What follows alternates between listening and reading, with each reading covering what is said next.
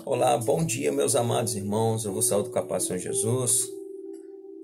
Aqui quem vos fala é o pastor Júlio Stoduto, pastor da Igreja Nazarena no bairro Açude, em Volta Redonda. Nós estamos dando início a mais um estudo bíblico sobre os grandes personagens da Bíblia.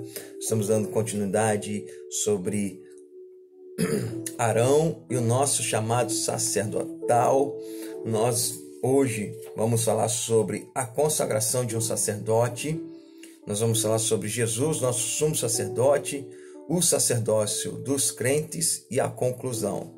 Nós falamos a semana passada sobre Arão, a parte 1, a parte 2, as origens do sacerdócio.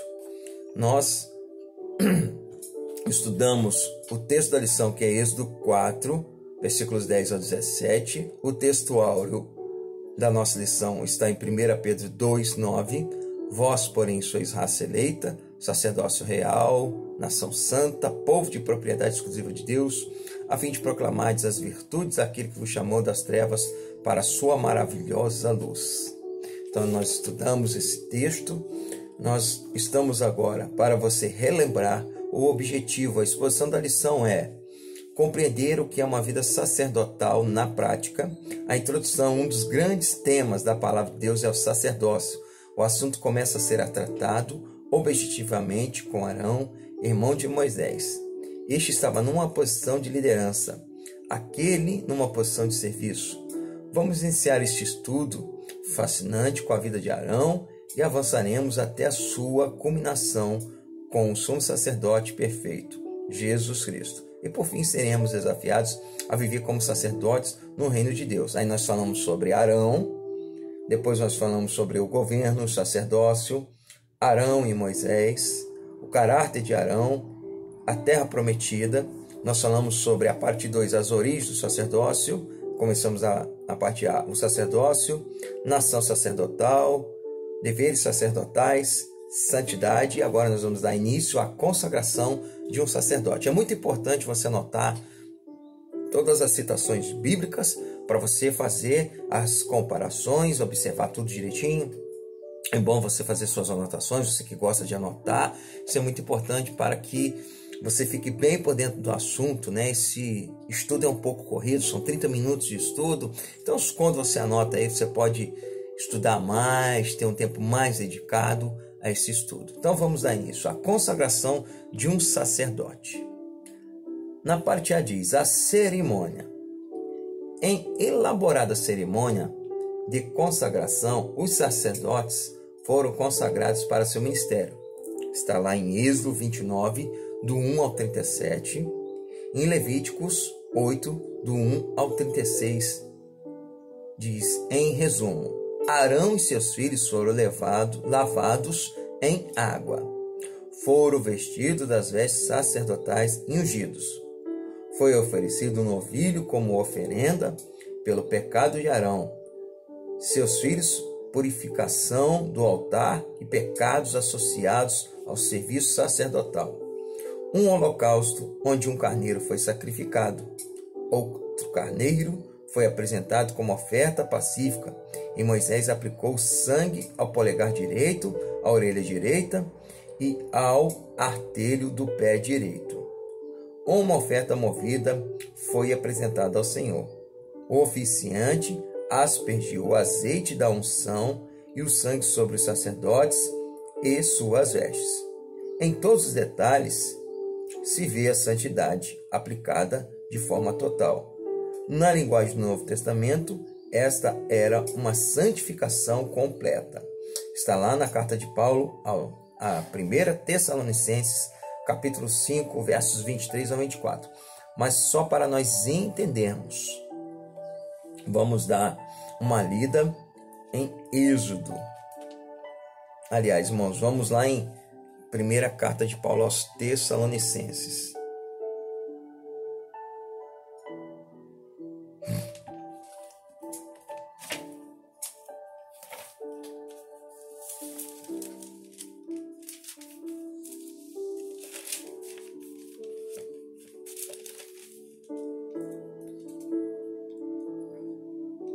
O mesmo Deus de paz os santifique em tudo e que o espírito, a alma e o corpo de vocês sejam conservados íntegros e irrepreensíveis na vinda de nosso Senhor Jesus Cristo. Fiel é aquele que o chama, a qual também o fará. Então, a vida de um sacerdote, ela tem que ser uma vida consagrada, dedicada a Deus. Como diz aqui na carta de Paulo, em 1 Tessalonicenses, capítulo 5, versos 23 e 24. O mesmo Deus da paz os santifique em tudo, e que o espírito, a alma e o corpo de vocês sejam conservados íntegros e irrepreensíveis na vinda do Senhor Jesus Cristo. Então, até a vinda do Senhor, a gente tem que estar, nós, que hoje somos os sacerdotes de Deus, devemos ter uma vida irrepreensível, uma vida de santidade a cada momento. Nós devemos nos preservar para o eterno Deus. Então, dando continuidade para nós entendermos, afinal, o que é um sacerdote? Fica uma pergunta, muitas pessoas não sabem o que é um sacerdote. Então, agora nós vamos explicar.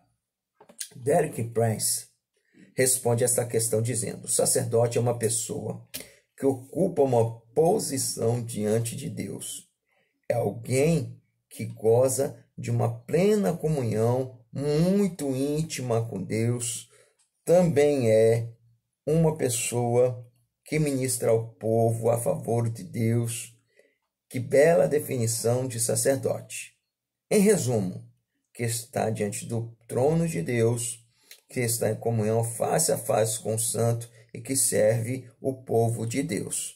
Então, isto é uma explicação o que é um sacerdote. Então, o sacerdote, na verdade, ele é a ponte entre o homem e Deus. Ele vai apresentar Deus ao povo, ele vai ministrar sobre Deus na vida do povo. Na verdade, o sacerdote ele está ali para servir, ele não está ali para ser servido, né? Os sacerdotes trabalhavam no tabernáculo, fazendo todas as coisas, e eles tinham que viver só para o tabernáculo, a manutenção, todas as coisas, né? Tanto que eles não receberam herança. A herança deles era o Senhor, diferente de todas as outras tribos. A tribo de Levi não recebeu herança nenhuma de terra, de propriedade. Então, quem recebeu foram os seus outros irmãos, né, das outras tribos. E os levitas, a herança deles era a porção diária que o Senhor lhes dava ali. Então, meus amados, o sacerdote não foi chamado para ser servido, mas ele é servidor do povo. A função do sacerdote é apresentar Deus ao povo, ministrar Deus na vida do povo. É isso que nós temos que entender, né? O que é um sacerdote, que é uma vida sacerdotal. Agora, dando continuidade, nós falamos Jesus, o nosso sumo sacerdote. Jesus é o nosso sumo sacerdote. Então, nós vamos agora em Hebreus, no capítulo 4, versos 14 e 16. Vamos lá na carta de Paulo aos Hebreus agora.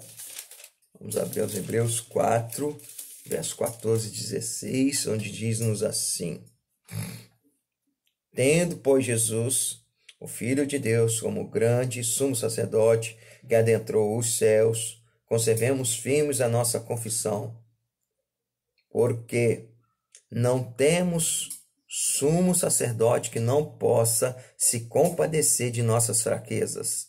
Pelo contrário, ele foi tentado em todas as coisas, à nossa semelhança, mas sem pecado.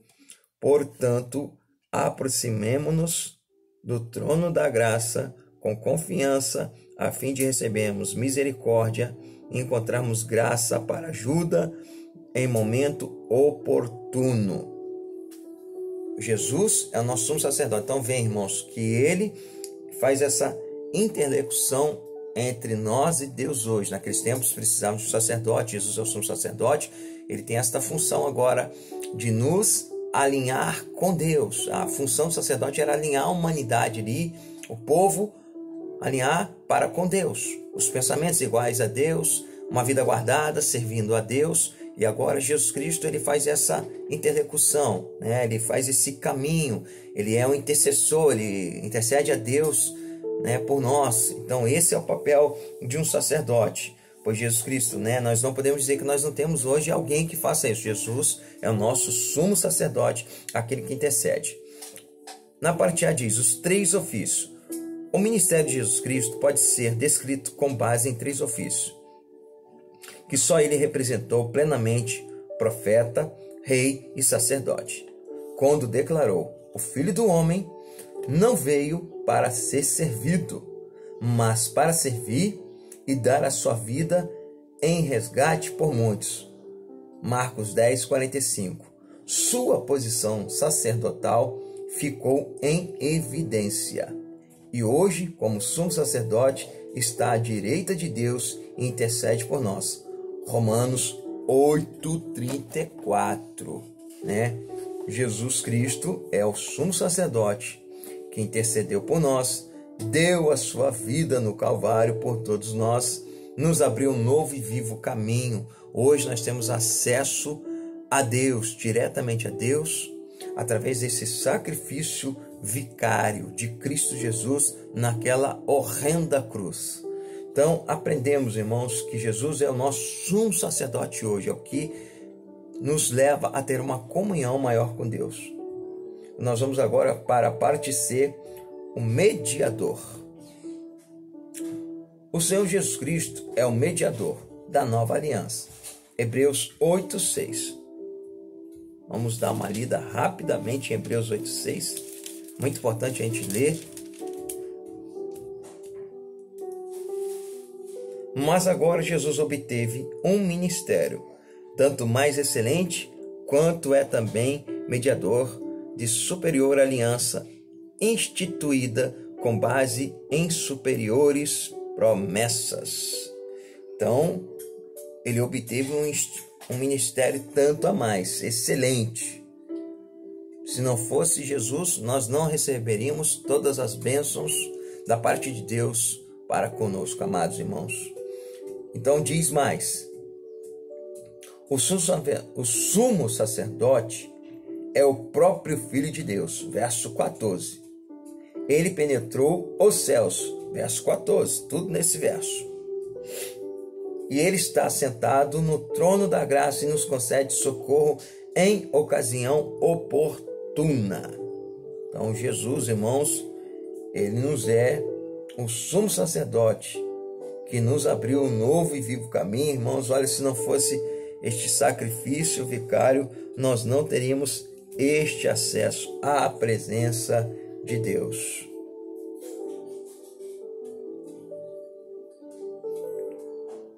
Ele é o nosso mediador. O Senhor Jesus Cristo é o mediador da nova aliança. Hebreus 8:6.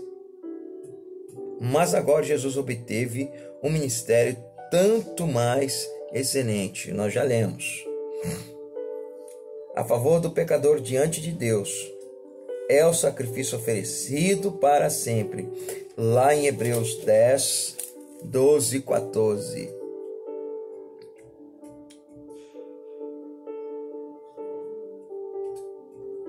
Jesus, porém, tendo oferecido para sempre um único sacrifício pelos pecados, assentou-se à direita de Deus, aguardando daí em diante até que os seus inimigos sejam postos por estrado dos seus pés, porque com uma única oferta aperfeiçoou para sempre os que estão sendo santificados. Então o Senhor Jesus, ele é o mediador da nova aliança. Ele intercede a favor do pecador diante de Deus. E por seu sangue pode-se entrar no Santo dos Santos por um novo e vivo caminho. Lá em Hebreus 10, do 19 ao 21. Portanto, meus irmãos, tendo ousadia para entrar no santuário pelo sangue de Jesus, pelo novo e vivo caminho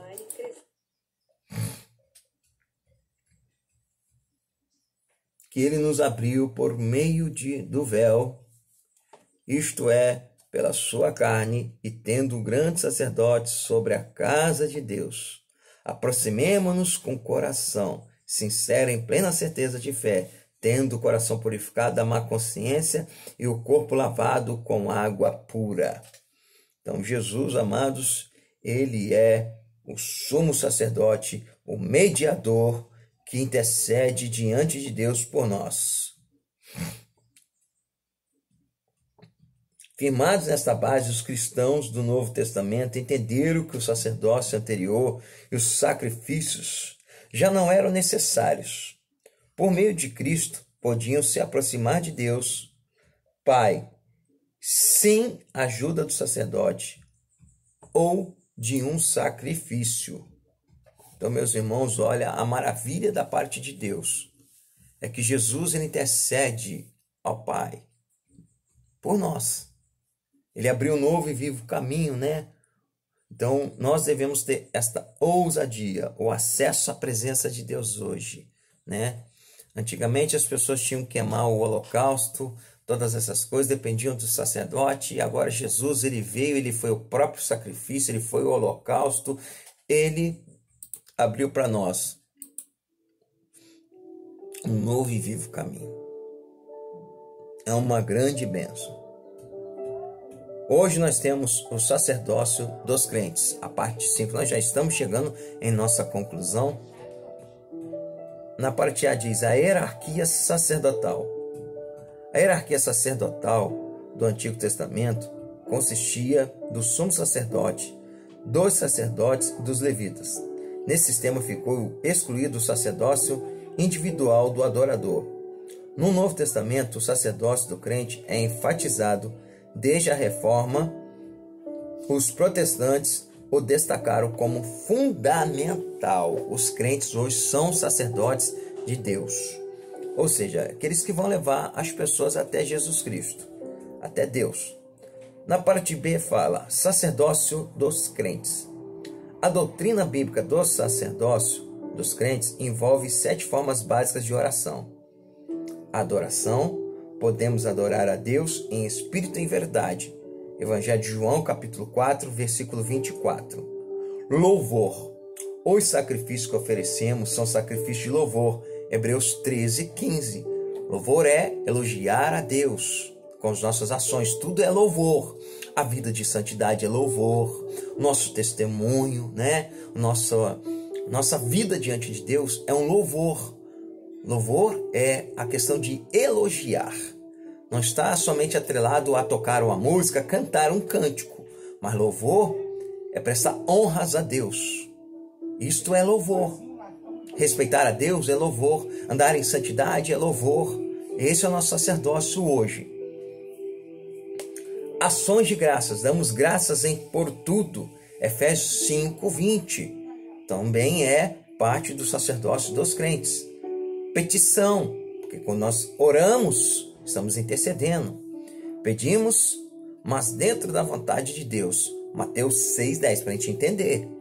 A gente ora, clama a Deus, pede, mas dentro da vontade de Deus. Súplica, pedimos com intensidade. Efésios 6,18, né? Sem desânimo, mas com vigor, com intensidade, nós intercedemos, oramos com grande intensidade as nossas súplicas. Nossa intercessão, esta é uma parte essencial do ministério sacerdotal. Nós devemos ser intercessores. E não é só a favor das nossas vidas, mas a favor das vidas do mundo, de todas as coisas. Nós devemos ser intercessores. Ordenar, esta é uma função de um rei. Quando servimos como sacerdote, poderemos ordenar. Deus disse a Moisés, diz aos filhos de Israel que marchem. Foi uma ordem. Mandar que o povo marchasse era uma ordem. Êxodo 14, 15. Olha, irmão, que você anote bem estes versículos aqui dito, para você não ficar perdido, mas para você poder avançar, estudar um pouco mais sobre o sacerdócio, né? Qualquer pergunta você pode mandar no nosso canal aí, eu vou te responder. Qualquer dúvida que você queira saber, manda aí para nós a sua pergunta que eu vou te responder numa boa, meu irmão, minha irmã. Amém? Então, nós hoje somos os sacerdotes de Deus. Tome isso para a sua vida, né? Sacerdote hoje não é só o pastor, não é só o diácono, evangelista, o presidente de jovem, o irmão que é missionário, não. todos nós somos sacerdotes de Deus hoje, porque a nossa função é de levar o povo a Deus. Então entenda isto, que todos somos sacerdotes de Deus, servindo a um único Deus, em espírito e verdade, em todo o tempo. Então não nos esquecemos que nós temos a nossa doutrina bíblica, nós temos adoração, nós temos louvor, ações de graça, petições, súplica, intercessão e ordem.